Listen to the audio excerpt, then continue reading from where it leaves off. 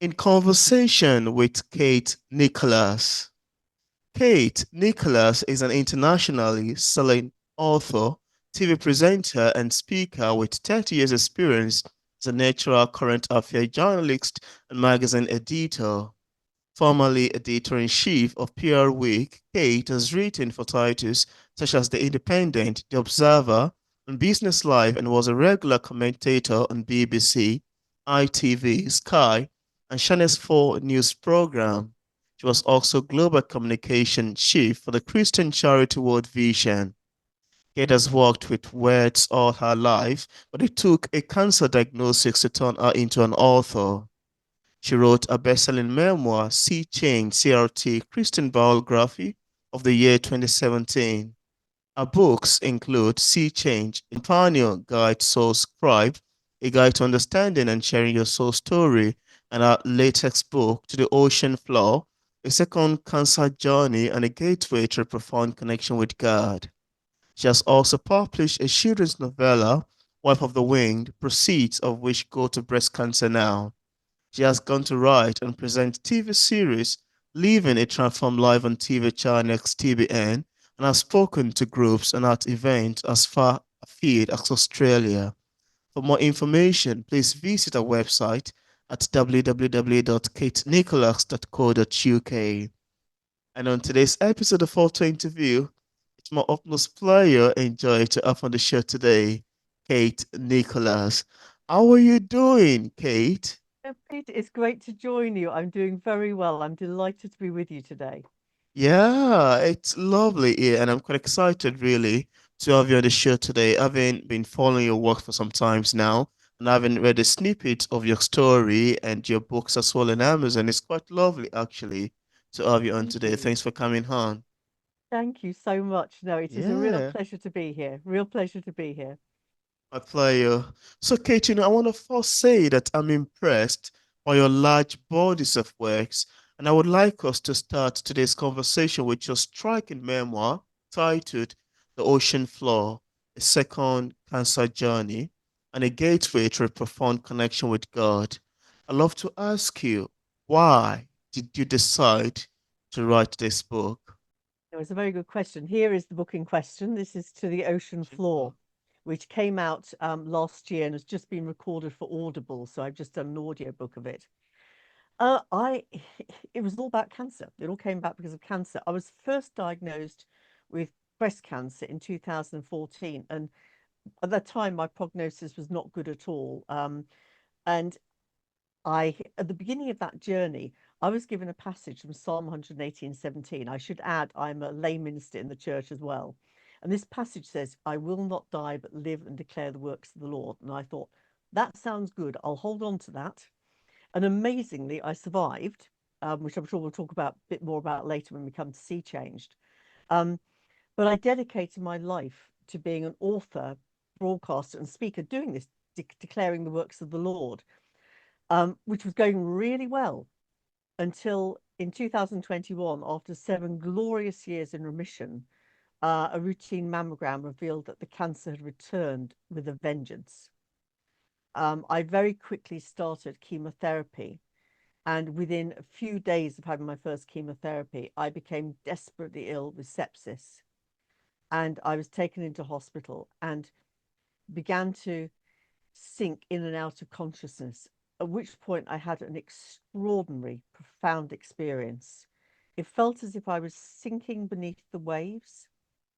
And as I lay there in this kind of liminal space, almost like on the seabed of my mind, I had the most amazing experience of being held. It was almost incandescent. And it's what I call my ocean floor experience. And it colored the whole way in which I thought about this journey I was going through. And as I began to recover from that incident, I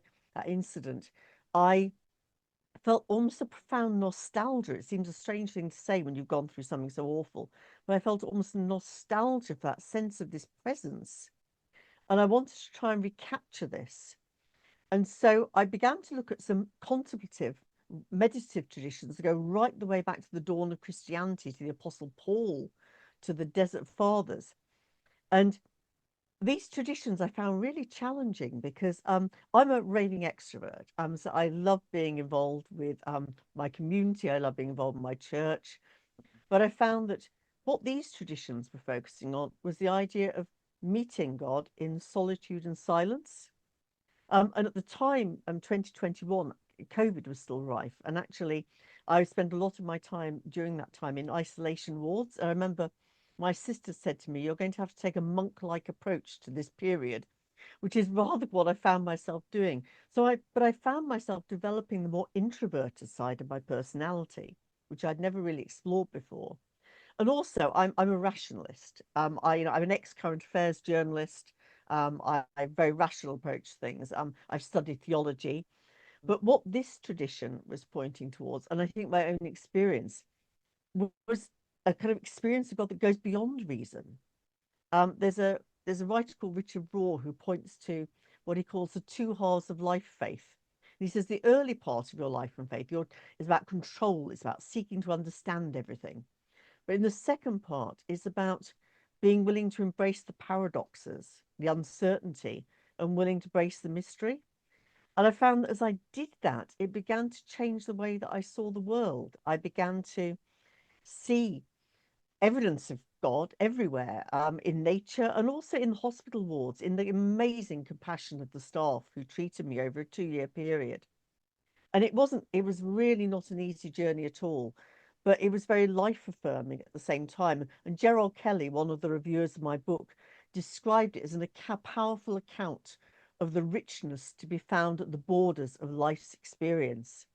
And I think why I wrote the book was I wanted to share this. In sharing this journey, I wanted to provide reassurance to people who were going through their own challenges, whether that be cancer or any other kind of challenges, who may have wondered, where's God in all this, that He is there, but also to encourage people to be still in the middle of life, just to be still, to spend time and spend time in wonder at life, at the gift of life, and spend time in wonder, really, at the presence of God. So that's why I wrote this book, To the Ocean Floor. Wow. Wow, that's quite amazing actually, and that's a trunk load of inspiration behind Mm, you writing the book. And it's quite amazing actually for you to write a book in this particular theme. And I'm coming to my trunk load of questions that I have for you afterward. yeah. Yeah, so could you also tell us about your experience in sea change, coming home, healing, and being at peace with God? Because I knew you mentioned dealing with the loss of both your parent, Yeah. the loss of a baby, and your battled breast cancer. I'm not quite sure if I'm correct about that. Yes, this is my Now, first journey through breast cancer. Yeah. yeah, now Um, would you like to tell us about how this experience, how it what it make you go through and how it brought out the writer in you? And mm. just perhaps you'd like to talk about it generally. I'm just being curious, really. Yeah, yeah. I think you said in the intro, words have been part of my life as long as I remember. I was brought up by my parents. My father was a poet, and my mother was a best-selling author. And so I grew Wow, up in a very kind of literary household. that's And then I interesting. went on to be a journalist and a communications expert. So I've always been around words. But it did take cancer to turn me into an author. Um, I wrote, this is the book Sea Changed that I wrote. This is my memoir that was nominated as Christian Biography of the Year in 2017. When I was first diagnosed with cancer, as I say, it was inoperable. And I had a very bad prognosis. And so I was forced to face the fact that I may be going to leave my family, my darling husband, and my precious children, who were then 10 and 16. And I started to put together, as many people do, photo albums, mementos. And as I started to put together these photograph albums for them, I began to realize that the photographs only show how you changed outwardly over the years, how you got grayer, how you got a bit fatter. Um, they didn't show anything about how you changed inwardly, how you saw the world, and what you believed. And to do that, I needed words. And so when I was going through the treatment, I began to start to write. I thought the time was running out of me, so there was some urgency to this. And I've always lived my life in action. As I say, I've been a an extrovert and a very action orientated person. And I think probably this was the first time I'd actually be forced to be still for any period of time. And I found that I was lying in hospital beds and going through treatment. I had the time at long last to look back over my life and just to really to see how I suppose I think what I saw was how God had been at work. So I'd had many challenges. You just mentioned some of them. I've also had many blessings in my life as well. Um, but I began to see patterns in some of the kind of more random occurrences in my life. And as I started to write this, I found that it's amazing. Words just poured out of me. Half the time I was on laptops while hooked up to various kind of machines or drips. And I think many of the nurses thought I was slightly insane sitting there writing away in the middle of all this. Um, but the words just seemed to pour out of me. And I had no idea, of course, it was going to be published. I thought I was going to ring bind it for my children. But then God did something amazing, and I'll just very briefly tell you about that because actually, the fact that I'm talking to you now is a bit of a spoiler. I was told initially I had about a year to live maximum, but the cancer began to shrink even before the first treatment started. And after the chemotherapy, the surgeon said to me, "Well, I really don't know what to do with you now." He said, "Because in most people's cases, we would never operate at this stage." He said, "But I think we have to give it a go." So I had surgery. And the surgeon told me afterwards, "Well, we've got most, but not all of the cancer, I'm afraid. So we're going to give you radiotherapy to give you as much time with your family as possible." And I had the radiotherapy and I went back. It was on March the 28th, 2015, a date I'll never forget. And I went back in to see the surgeon and he didn't say anything. He just looked at me really long and hard. And he turned round the report on his desk and pointed to the bottom line. And it said, "There is no evidence of cancer in her body." Wow. And he just went, extraordinary. I think one of the things I write about in Sea Changed, which tells the story of my it's an autobiography. It tells the story of my life, my work with World Vision. I've spent a lot of time working all over the world. Um, my work within the media, but it also tells the story of my cancer journey. And in it, I'm very clear. I don't understand why some people come through this, some people don't. I've lost many dear friends to it, unfortunately. And I certainly don't advocate a diet of prayer and carrots to deal with anything like cancer. But I think what I came to realize, I think this idea of healing is something bigger than just cure. Because the most amazing thing about my journey was that while I was sad, I wasn't afraid. I wasn't in denial. I put my affairs in order.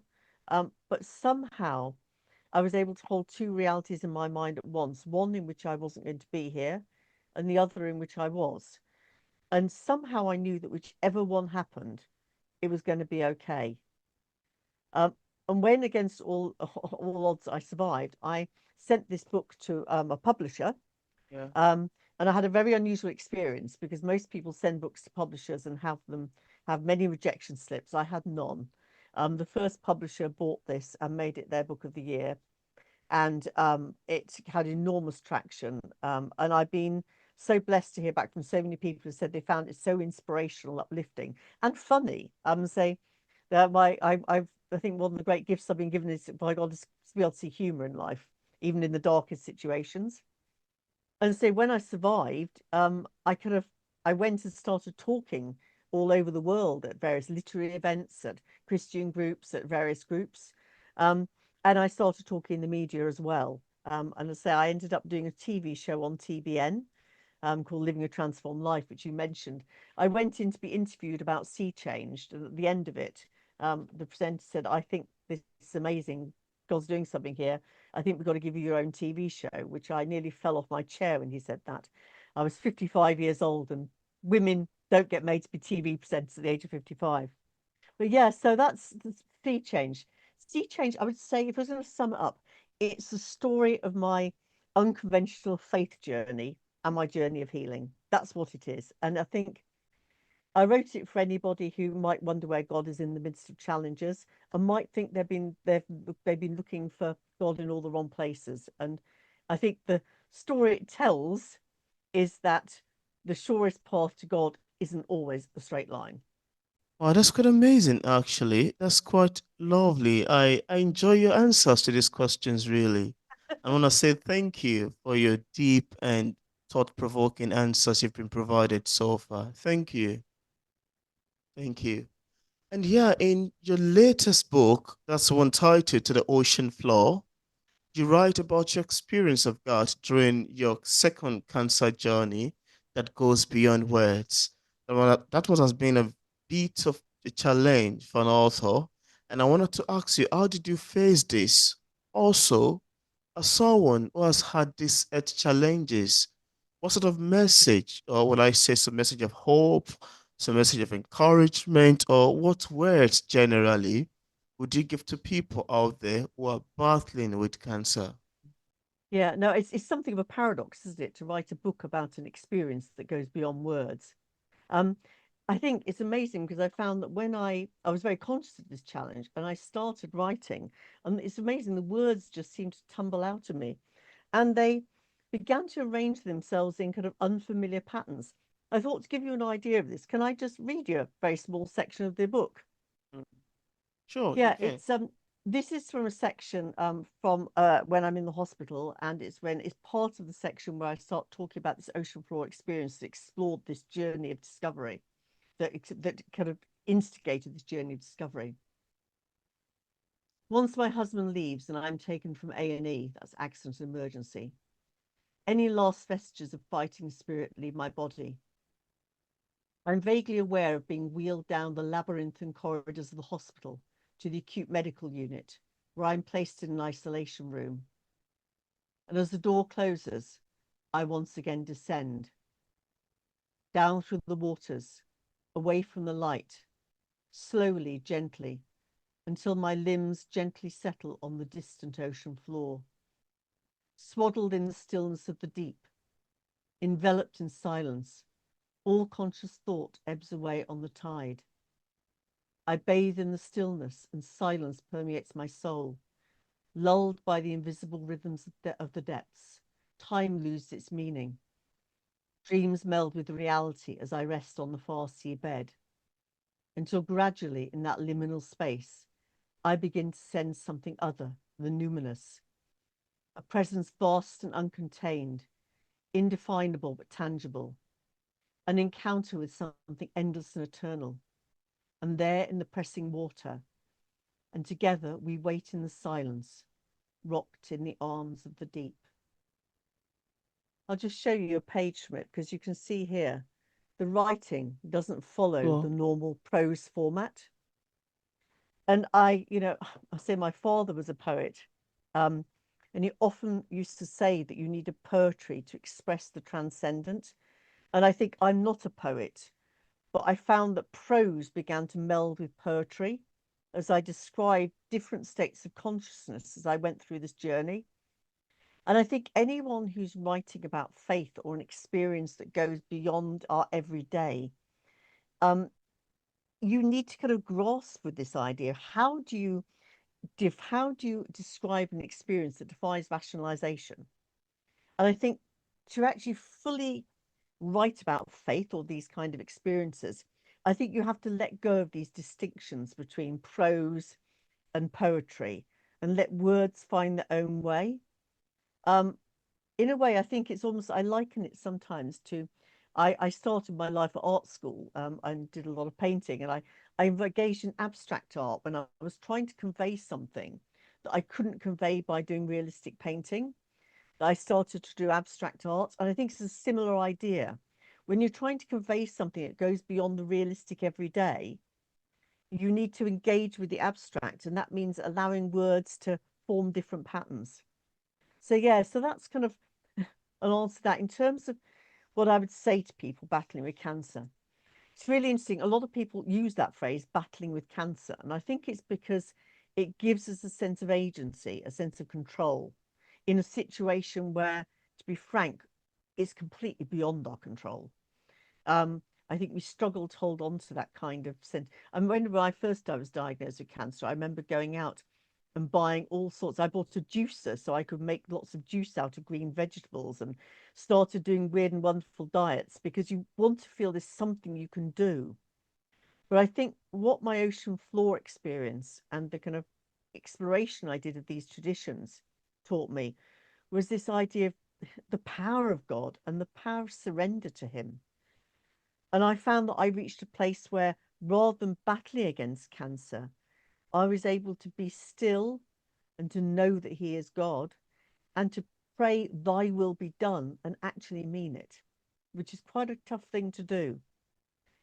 But to hold on to this idea that God's power is made perfect in weakness is something the Apostle Paul said. And so I suppose my message to anybody is that if you're going through this, first of all, bless you, but you don't have to go through this alone. I find it very hard to imagine how somebody faces this and goes through it entirely in their own strength. You don't have to go through it alone. Wow, that's a trunk load of words there. I want to say thank you for sharing because, there are quite a lot of people out there currently battling things like this. I think I did mention to you one of my friends who committed suicide because of experience with I think she currently she battled rather colorectal adenocarcinoma, it's a very long name that has Yes. metastasized to her liver. That's in stage 4, which is quite very, very sad. So, she's a very lovely person. She's written books too. I mean, she's written books of Mm. her experience with mental health, with so many things. And hearing about the death that she hung herself, it Oh, was so that's very sad. sad. It was Oh, I'm so so sorry to hear sad. that. How terribly sad. It was overly sad, overly sad. Oh, So I think having a book, and I understand that, even why some people might be battling this, to tell them to pick up a book to gain some hope might be a bit hard, but it might also help to constitute to the fact of you, keeping your hope alive, not wanting to take your own life while you still, because you never know what's gonna happen. You never know if you're gonna get healed. mm. There's healing. People get healed miraculously. It happens very well. It happens very well. So But it I do believe doctors are God's hands and feet. So the one thing I would never say is go against medical treatment. But you're right. 1 in 2 of us are going to face cancer. It is a very, very, very tough journey to go on. Um, I think what I would say is my journeys have been tough, but these books, I've had enormous feedback from them, and people do find they're very hopeful. They're really hopeful. They're very uplifting. It sounds strange, but they're also so funny. There's parts of them are funny. So I think I have had a lot of people come back to me because I've talked to people when I go. I love doing talks, and end up talking to people. And they've all said how uplifting they find them. So the aim is always to reassure, give comfort, uplift. Am I Yeah, right? yeah. That's a trunk load of words, really. Quite heavy. Quite heavy. Thanks for sharing, Nate. Thank you. Thank you. Mm. Now, in your book, Soul Scribe, and I want to say, I'm kind of impressed really that you have a trunk load of all of these books, from this book to another one to another one to another one. And yeah, I love Mm. us to talk about Soul Scribe. You talk Mm. about your soul story. I'm being curious. What do you mean by this? What do you mean by soul story? Well, I think it is a concept that emerged as I began to write about my own life. Um, and as I say, since I've spoken all over the world now, and I've heard a lot of people's stories. And through my TV show as well, I had guests on telling amazing stories. I think what I've come to kind of believe is that many people don't think their lives are dramatic enough to have be worth sharing their story. They think their lives aren't eventful enough. But I think each of us has a story to tell about that part of us that knowingly or unknowingly connects with God and experiences God. And I think He wants us to understand that journey.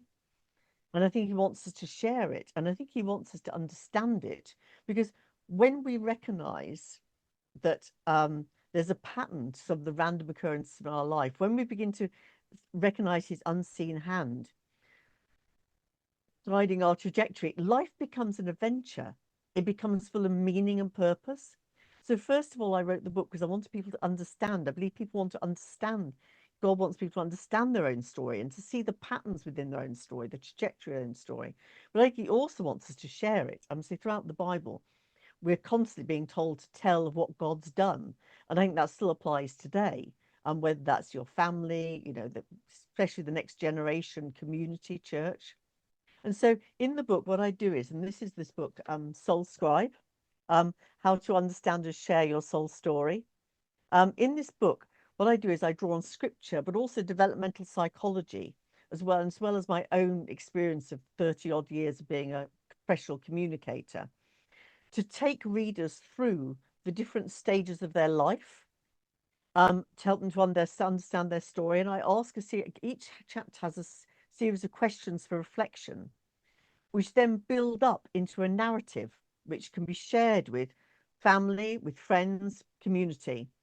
And I also, within this, provide people with kind of very simple tools, but the kind of tools that professional communicators use to help them to share this story in a way that will inspire and encourage other people. Now, it's not a book for people. You don't have to be an author, you don't have to be an evangelist. Basically, it's just to help you to understand your own life, to be able to understand the meaning within your own life, and to be able to share that with people around you in a way that's simple and accessible. I'm a great believer that we don't all have to be evangelists. If we share our story, God will do the rest. And I think, some people think, well, my journey included times of challenge, to include times of doubt with wrestling with things. But I think that actually just makes your story more powerful because people trust real people. They don't trust highly polished stories. They trust real stories. And I like to say that people can argue with your theology. People can argue with the fact that you believe in God, but they Yeah. can't argue with your experience, Mm. your authentic experience. So that's why I wrote Soul Scribe, to help people think. Having gone through the process myself, it was actually prompted by I was talking at a very large church in near London, and a woman got up at the end. She said, "Look, I'd love to do what you've done and look back over my life and to be able to tell my story in this way." And she said, and that was what actually sparked it. I thought, she said, but I just don't know how to start doing it. And that was what sparked the idea of the book, was to help other people to do what I'd done without a cancer diagnosis, I might add. So this is something that people can do at any time in their life. And it's Wow. not just for a book for people at the end of their lives. You can engage with it at any particular point in your life. Absolutely.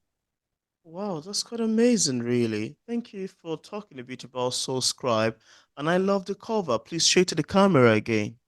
Yeah, yeah. It's I have a very wonderful, beautiful. wonderful illustrator. You'll see as a theme here. If you look at Sea Changed, and Oh, yeah, there's a theme here. My a publisher has a face wonderful look. illustrator Yeah, who does my books. They are lovely. I'm very blessed. very beautiful and Mm. quite figurative as well. Thank you. Thank you. And now, Kate, you also run a course called Write Your Soul Story for other people who want to write a memoir. What is that about? Would you like to talk about that too? Well, yes, this really came out of writing Soul Scribe, um, Oh. because this is really a book for anyone who just wants to tell their story. You don't have to be an author. But I realized that some people were coming to me, particularly actually funny enough during COVID. I think a lot of people suddenly found they were at home, locked down. They began to think about writing a book for the first time. And so I had a lot of people contact me and saying, would you help us write our own story? So I thought, well, actually, I'll put together a course for this. Um, so Write Your Soul Story takes you through the entire process of writing an autobiography or memoir, um, from understanding who your readers are to finding your key theme within the book. And it looks at techniques such as story arc and structuring through to editing and finding a publisher. And the course is a set of 6 downloadable recordings, together with downloadable templates, which help you through each step of the Mm, process. But there's interesting. also options for personal support as well. Um, Now, it is distinctively Christian. There's a lot of writing courses out there, and I decided I needed to cover it from a perspective I know of. Um, and so a lot of it is about understanding who you're writing for, and then what their hopes and fears are, and then how your book meets that needs, how your soul story, how your experience of God can help them to meet their needs. So that's very much kind of, it's about that intersection between your life experiences and the needs of the people, your readers. And it's to help people through that process. And then once you understand that theme, it really acts as the kind of a mask that runs throughout it, and it helps you with the editing process. It helps you decide what to put in, what to leave out, because if we were all to write our entire stories, it would countless volumes, and Right. generally you've got to get it down to a book like this is about 80,000 words. um and so into the ocean floor, for example, the theme is, where is God in the midst of the storm? It was kind of like the question that readers might ask is, they're going through cancer, they're going through some challenge. Where is God in all this? And the theme is finding God in the stillness at the center of the storm. So that's what the theme is. And everything ties back to that. I think the other thing that's worth saying is, I look at how literary techniques are more often used in fiction can be used in autobiographical works. Because the problem is, people, when they're writing an autobiography, often say, well, I'll use my real life plot. Well, the problem is that real life is messy. It doesn't necessarily make for a good plot. And so I look at the structuring. Um, Mm. and I also look at the fact that an autobiography has to be more than just a string of anecdotes. You have to immerse the reader in your story in a way that's convincing, that enables them to kind of live with your story with you. And so you need various details to create texture. And so I take people through things like character development and how to create texture in your story. So, yeah, so that's the course. It's on my website, katenicholas.co.uk, called Write Your Soul Story. I offer it for £29 for the full course, because I want to I think there are many stories that should be out there. And so I want to try and encourage as many people as possible to get out there. And my wonderful publisher, Authentic Media, who is one of the leading Christian publishers, are very, very interested in what I'm doing, needless to say, because they publish autobiographies and memoirs. And so they have offered a special package in which they'll review the memoir and actually Oh, provide recommendations and potentially look at it for publication. There's no guarantee, but they are interested in seeing good stories. So wow. yeah, so that's the course. Wow, that's quite amazing to know, really. I love your take on this. Thanks so much for your extensive answers to this. Quite educative as well, I must mention. It's quite educative. Thank you. Thank you, Very Kate. glad. Thank you. Yeah, apart from the trunkload of books, I love to use the word trunkload of books, and we've talked about so far, and we've mentioned so far. Do you have any other works you've authored or say currently working on? I have this is I mean, it looks very similar. This is Sea Change, the companion guide. And Oh, this is actually a series of reflections for people who are going through challenges in their life and wondering, kind of looking back and reflecting and wondering kind of where, not just people who are going through challenges, but people who want to look back at their own lives and see where God has been at work. And again, it's a series of scriptural reflections. And it particularly looks at healing, this book. And this also goes with it can be read alone, can be read alone apart from this book, but it does act as a companion guide to it. It also acts as a companion guide to the first series of my show, Living a Transformed Life, which is available for free on my website, katenicholas.co.uk. Um, but it's also, a lot of churches use it for group reflections, for example. It's very good it's all set up well for good group reflections.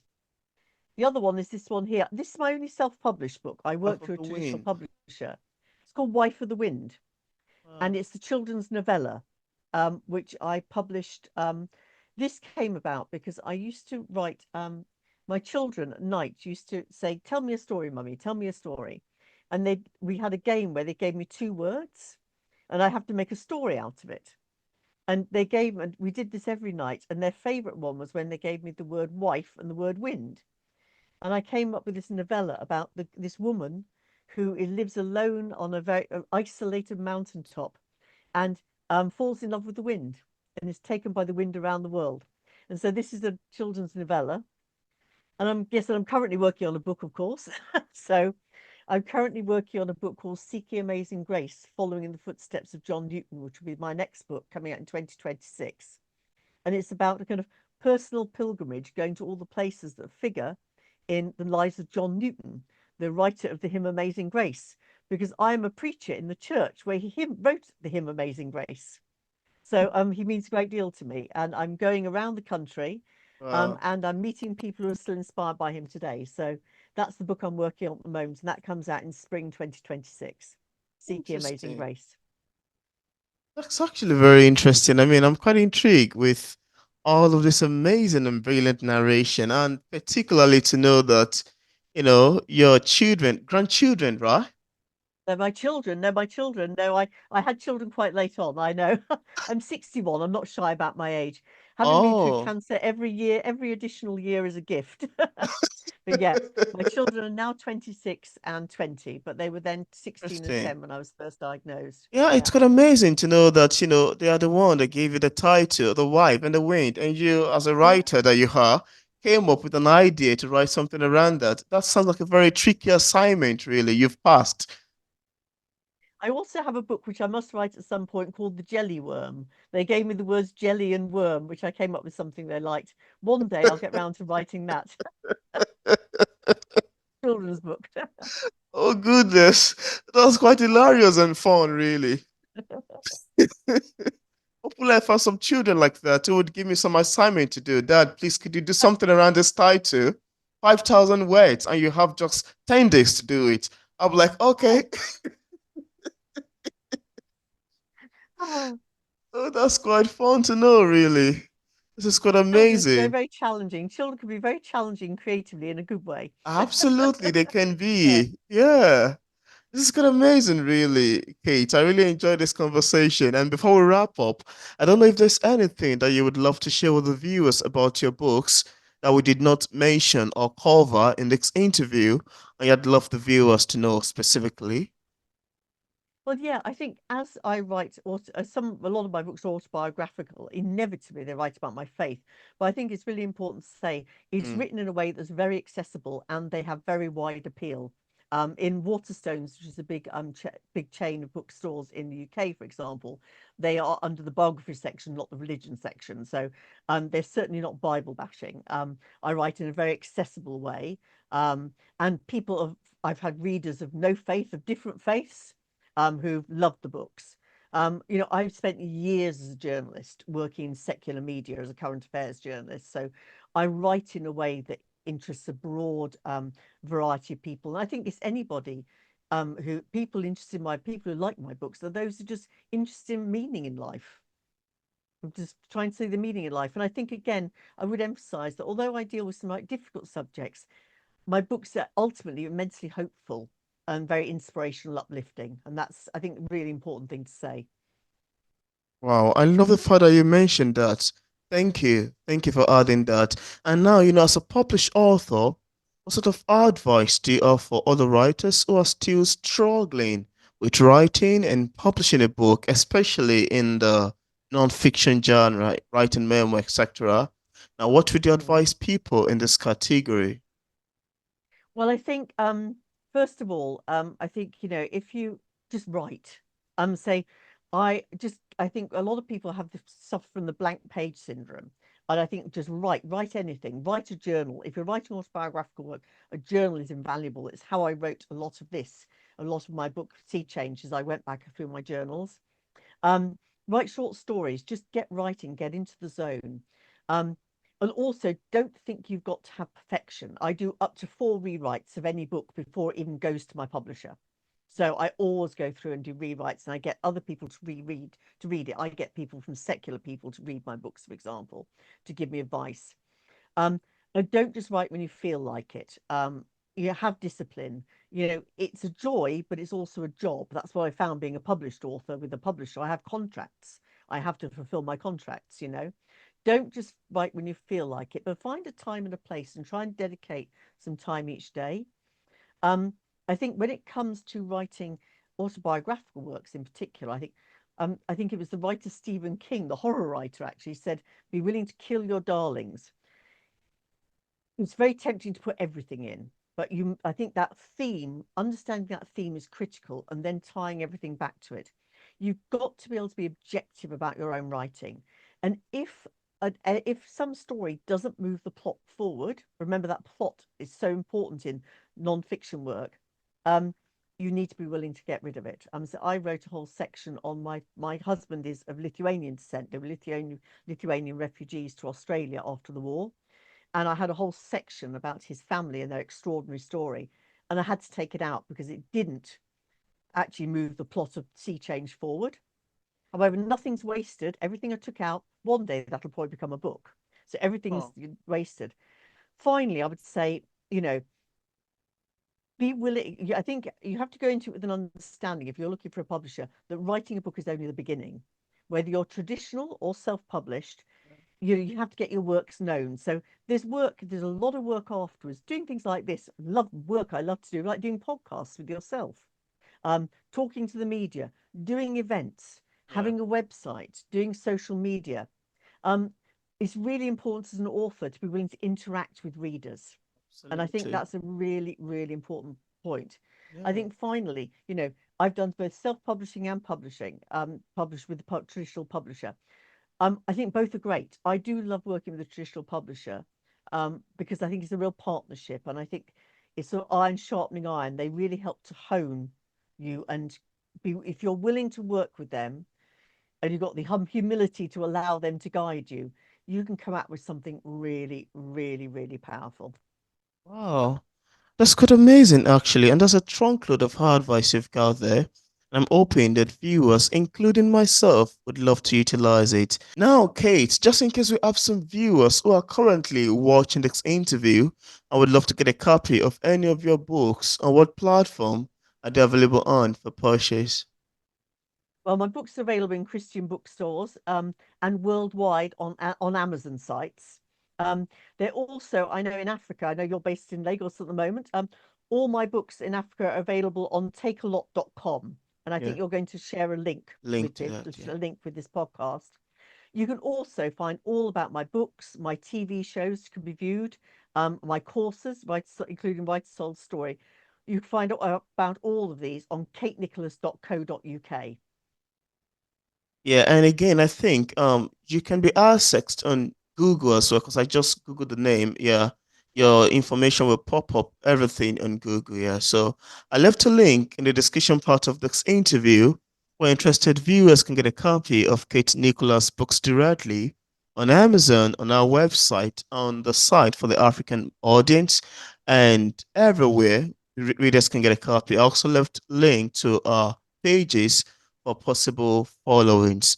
So thank you so much, Kate Nicholas, for accepting the invitation to be featured on P English Literature. I need to say I'm Can I add very one more? intrigued. Can I add one more thing? Yeah? If anybody wants a signed copy, go onto my website and Oh, contact me directly, and I'm quite happy to send a signed copy. Or if you're having problems getting hold of one, sorry, I just wanted to add interesting. that in. Yeah, good job. Because I think their website are the best way by authors.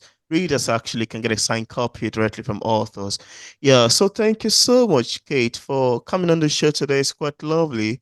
We're having this conversation. It's quite great. I've enjoyed it wholeheartedly. I love the conversation around cancer and around your titles. It's quite awesome. And the short laugh, too. It's quite memorable. Thank you very much for coming on. This is quite fun. Thank you, Peter. It's been a real pleasure to join you. Thank you. Absolutely. My pleasure as well.